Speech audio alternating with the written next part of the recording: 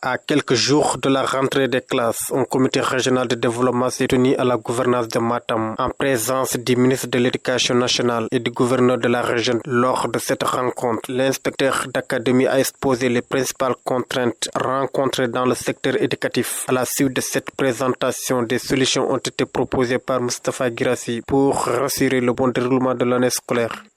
Qui a une particularité, c'est que c'est une région qui est marquée par un déficit assez important d'enseignants. Je pense que ça a été repris par plusieurs intervenants.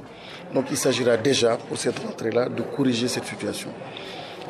On verra par rapport aux recrutements qui sont prévus. La part à réserver donc à Matam et au-delà de Matam, des régions périphériques qui ont des niveaux de départ extrêmement élevés. Ça, c'est un sujet, une préoccupation du chef du gouvernement. Le ministre a également évoqué le mois dédié à l'alphabétisation, rappelant les mesures qui sont mises en place pour renforcer cette campagne.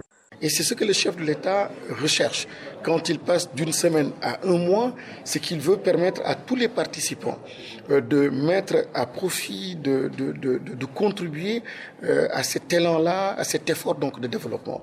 Et donc, nous sommes là pour porter cette parole du chef de l'État et du gouvernement, ces nouvelles orientations.